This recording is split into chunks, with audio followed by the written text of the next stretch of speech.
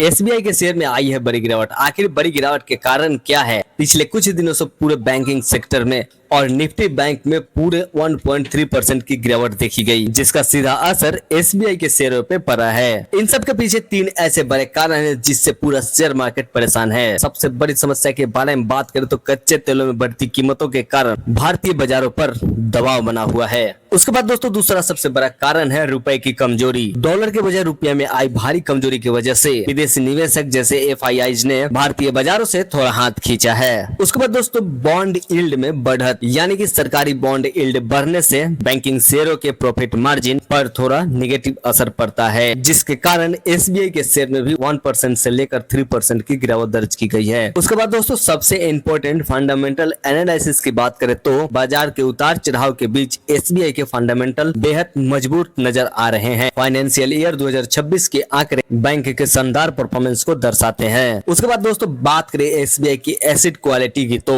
Bank का GNPA मतलब gross NPA सुधरकर 1.49 पर आ गया है। इसका मतलब यह है कि बैंक का फंसा हुआ कर्ज अब बहुत ही कम हो चुका है। उसके बाद दोस्तों सबसे इंपॉर्टेंट पॉइंट की बात करें तो CASA रेशियो के बारे में बात करें तो एसबीआई का CASA का मतलब current account saving account ratio 40% पर बना हुआ है। यह बैंक के कम लागत यानी कि लो कॉस्ट पर फंड जुटाने में मदद करता है। उसके बाद दोस्तों सब्सिडरी कंपनियों के वैल्यू की बात करें तो एसबीआई की सहायक कंपनियां जैसे SBI life, SBI card, mutual fund, इसकी कुल वैल्यूएशन 34% की योगदान देती है। अब दोस्तों सबसे बड़े पॉइंट यानी कि टेक्निकल एनालिसिस और बड़े टारगेट की बात करें तो मार्केट ब्रोकरेज और दिग्गज ब्रोकरेज फर्म्स इस शेयर को लेकर बेहद ही बुलिश हैं। अब दोस्तों मोतीलाल ओसवाल की बाइंग रेटिंग देखें तो मशहूर ब्रोकरेज हाउस मोतीलाल ओसवाल ने एसबीआई के शेयर पर अपनी बाइंग रेटिंग बरकरार रखा है और इसके लिए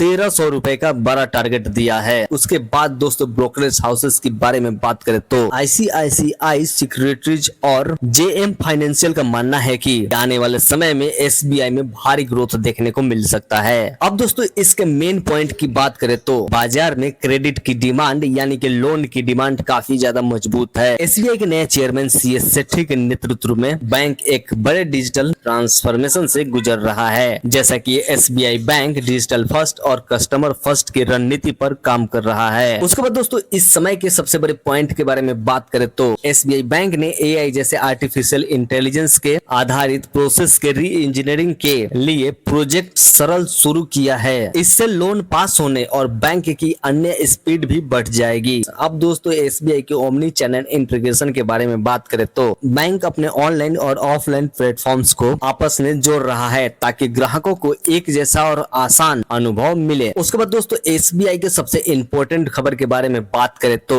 13,000 करोड़ का आईपीओ फंड एसबीआई के लिए सबसे बड़ा आने वाला ट्रिगर है। अब दोस्तों एसबीआई फंड्स इस बड़े 13,000 करोड़ के आईपीओ के लिए रोड शो शुरू कर दिया है और इस आईपीओ को जुलाई महीने तक लॉन्च करने की योजना है। इस आईपीओ के आ जाने से एसबीआई की अपनी हिस्सेदारी बेचने पर भारी कैश मिलेगा, जो बैंक की वैल्यू अनलॉकिंग के लिए एक गेम चेंजर साबित होगा। अब दोस्तों सबसे बड़ा पॉइंट फाइनल निष्कर्ष के बारे में बात करें तो शॉर्ट टर्म में भले ही ग्लोबल कारणों से एसबीआई के शेयर में थोड़ी गिरावट दिख रही है, लेकिन मजबूत फंडामेंटल्स और 1300 का टारगेट, डिजिटल सुधार और आगामी आईपीओ इसे लॉन्ग टर्म के लिए बेहतरीन पिक बनाते हैं। तो दोस्तों ये थे एसबीआई के पूरे फंडामेंटल्स वीडियो। अगर वीडियो पसंद आए तो वीडियो को लाइक और चैनल को सब्सक्राइब करें और फॉलो करें।